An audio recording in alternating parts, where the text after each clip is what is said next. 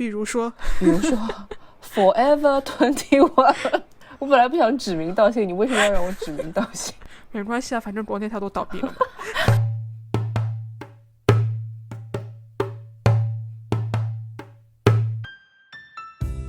OK， 所以你这次是手机上面，好像国内没有手机 APP 哦，好像没有。对，我觉得它这个比较好的一点就是它可以看到那个卡路里，虽然其实卡路里挺骗人的，然后它还可以让你选择你要就是要不要加 onion 啊，然后要什么 sauce 啊，或者说你要去掉什么。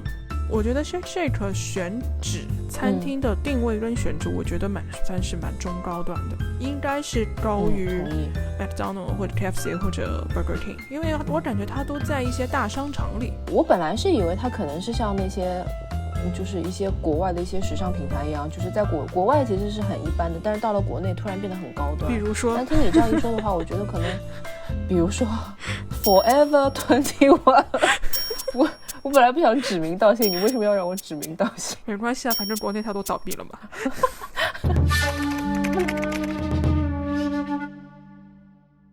因为说白了，你100多块钱吃一顿套餐，你在麦当劳、肯德基可能就几十块钱就能吃到，就它确实消费层面是不一样的。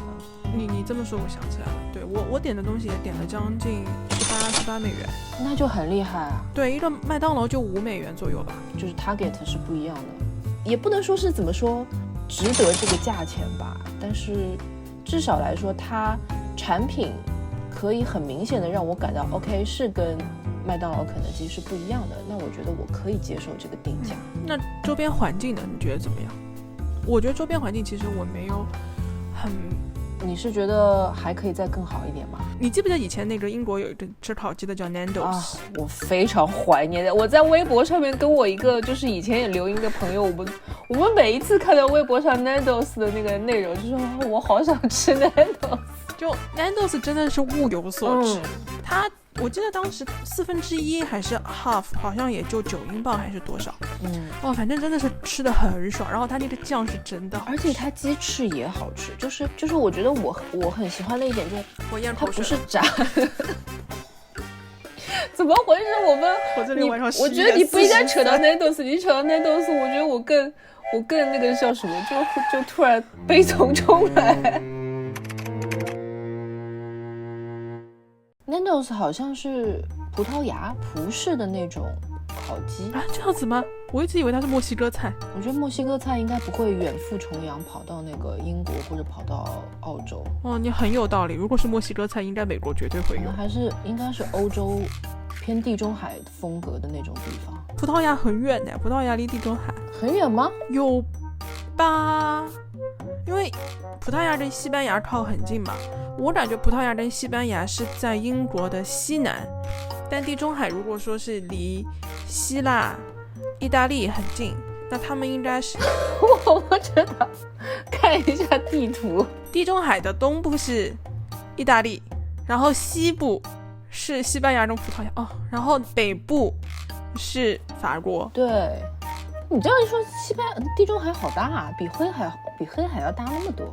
我一直以为地中海很小，我一直以为地中海只是希腊或者意大利那一片。所以它其实是欧洲和非洲之间的一片海。波斯又在哪里？波斯肯定是地中海没错的。波斯是伊朗呀，而且希腊还赢了，希腊打波斯。然后意大利的确是打过埃及，但是是2战的时候，也就是有名的北非战争。我靠！并没有想象中的那么古。我们竟然开始研究起了历史，然后再到地理。上海这边我不晓得是不是因为看到你拿着镜头进去，我觉得都好热情啊，然后态度都好好啊。上海这边真的非常热情，这个其实也是我想跟你吐槽的地方啊。你觉得太热情吗？他店里面会有可能几个工作人员来回像巡视一样的那种感觉。他如果看到你缺什么东西，或者说他觉得你东张西望是想要寻求帮助的时候，他会主动来找你。但是问题是什么呢？就是这些人穿得像保安似的，我会以为他们想要找我麻烦。Calm down， 冷静，会有一种压力，就是很怕四目相对是吗？对，对对对，没错没错。我的酱哦，他每次给我多少，我从来都不用。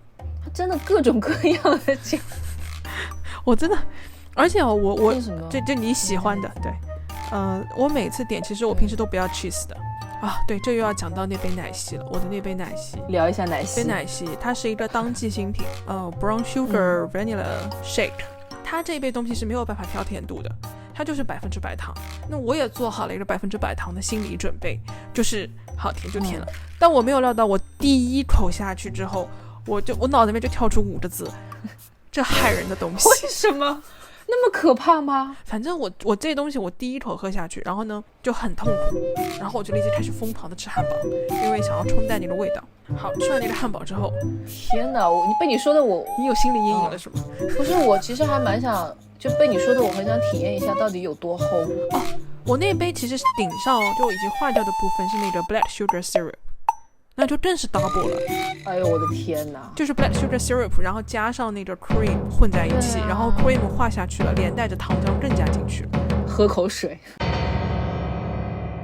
我觉得这没有办法，就是东西的口味，就老外的口味真的是比较重，国内肯定是引进过来肯定没有人喝的，太不健康了。哎，说起来，今天是纽约客还是哪个地方写了篇报道，一篇文章，说让中国人不要再吃肉了，说中国人肉的消耗很多啊。对对对，这个好像前一阵就有这个言论了。我其实觉得很离谱哎。我不认为中国人的吃肉的消耗很多，只能说中国人近几年经济条件好了以后，吃肉的比例上升了吧。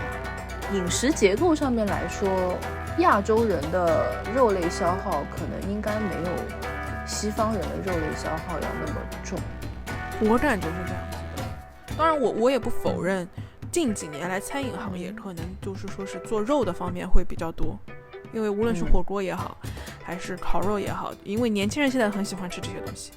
那火锅跟烤肉的确是就是主推肯定要吃肉。